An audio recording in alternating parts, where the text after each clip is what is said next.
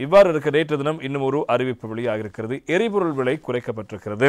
2 ரூபாயினால் பெட்ரோலுடைய விலை மாத்திரம் குறைக்கப்படுகிறது. இந்த முறை தினகரன் பத்திரிகை தலைப்பிடுகிறது. எரிபொருட்களின் விலைகள் திருத்தம், பெட்ரோல் ரூபாய் 2 குறைப்பு என்பதாக செய்திக்கு தலைப்பு. எரிபொருட்களின் விலைகளை நேற்று நள்ளிரவு முதல் அமலுக்கும் ஒரு வகையில் குறைக்க இலங்கை பெட்ரோலிய கூட்டுத்தாபனம் தீர்மானித்திருக்கிறது. அதன்படி ஆக்டேன் 92 ரக 1 லிட்டர் பெட்ரோல் 2 ரூபாயினால் குறைக்கப்பட்டிருக்கிறது. புதிய விலை 309 ரூபாய் நிர்ணயிக்கப்பட்டிருக்கிறது. அதேபோல 95 ரக பெட்ரோல் விலையின் எந்தவித மாற்றம் செய்யப்படவில்லை.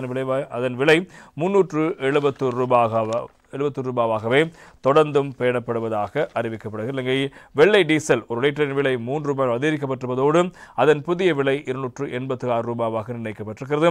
சூப்பர் டீசல் விலையில் எந்த மாற்றமும் செய்யப்படவில்லை. அதன் விலை 313 ரூபாய். அதேபோல மண்ணெண்ணெய் 1 லிட்டரின் விலை 5 ரூபாயினால் அதிகரிக்கப்பட்டிருக்கிறது. புதிய விலை 188 ரூபாய் என்பது நேற்று அறிவிக்கப்பட்ட முக்கியமான விடயமாக இருப்பதை நாங்கள் காணக்கூடியதாக இருக்கிறது.